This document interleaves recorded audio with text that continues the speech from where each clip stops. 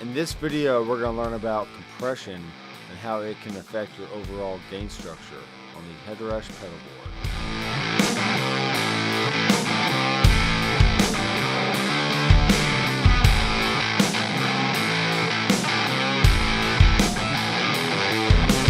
Hey guys, this is Doctor McFarland and thanks for checking out the channel.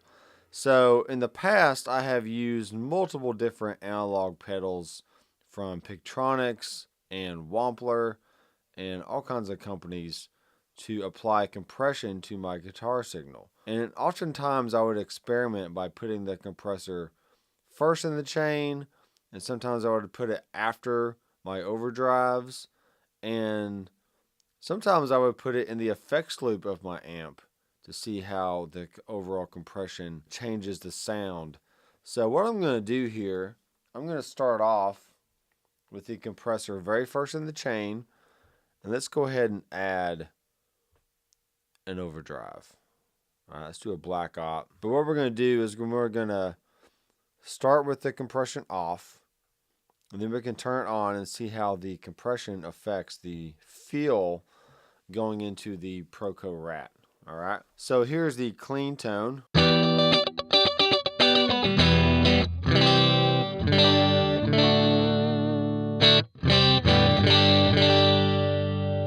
Alright, I'm using my Reverend Warhawk into a Fender Bassman, and that's going into a 2x12 silver cone cab with the MD421. So here's my clean tone.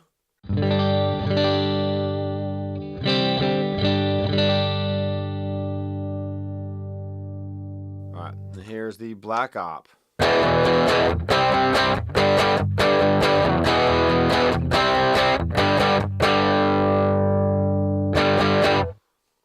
Alright, and let's turn on the compressor now and see how that affects the overall sound.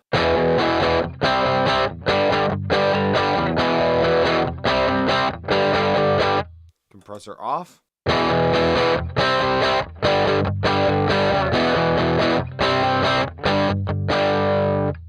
Alright, so with overdrive, you're already compressing the sound a little bit. So you may not hear the effects of the compression as much with the overdrive on, but if you're the kind of guy like I am that likes to leave a compressor on all the time, this is going to give you a good foundation for your core tone that you can stack other things on top of. So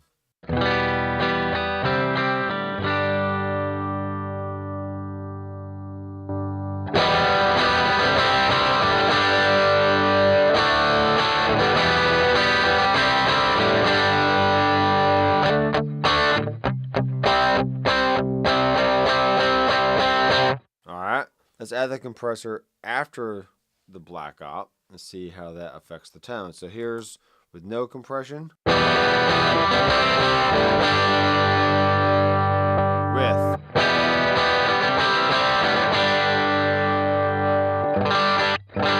Alright, so it actually tightened it up a little bit, which is really cool. So let's do that again. So here's without. And with.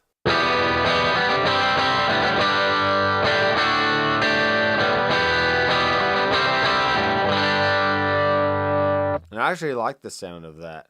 That works really well. And let's do the compressor after the amp.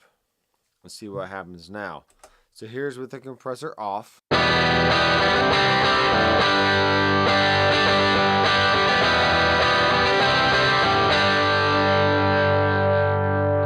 Compressor on.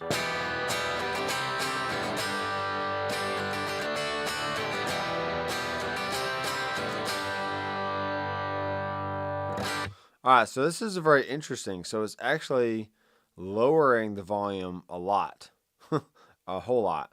So we may not want to add the compression after the amp in this situation, unless you want to turn up the level. So let's see what happens if we turn up the level of the compression. This is the before.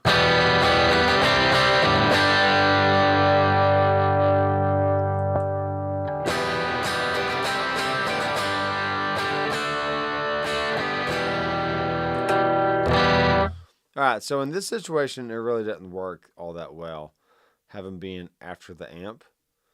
You may be able to get away with it if you did something a little bit different, but for the most part, we're going to keep it before the amplifier, and we can just experiment with it before the overdrives or after the overdrives. All right, let's try a different one. Let's add in the DC distort. All right, so here's my core tone with the DC distort.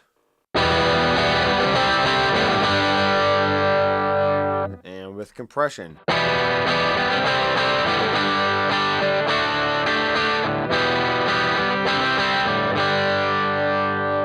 Alright, let's drag it before the DC distort. Here's with it off.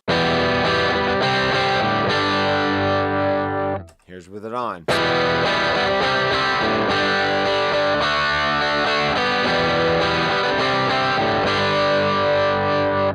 And after the DC distort.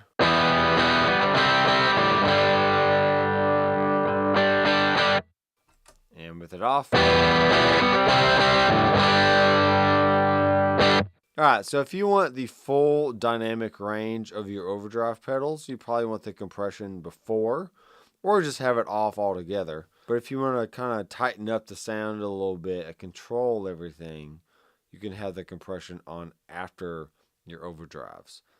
And there's really no right or wrong way to do it. Just experiment on your own and see which one works better for you. So if you're watching this video and you're not using a headrush pedal board and you're just using an analog board, or maybe you're using a unit from another company, all these things still apply. I mainly go over concepts and not so much specifics about the unit itself, because I want you to learn the basic concepts of how all this works, so that way when you go to another unit or you use an analog board or whatever else, then you understand how all this works, and you're just a more confident musician at that point because you understand the ins and outs of gear. If you haven't done so already, go ahead and subscribe to my channel down below and click that bell icon so you'll be notified every time I release new content.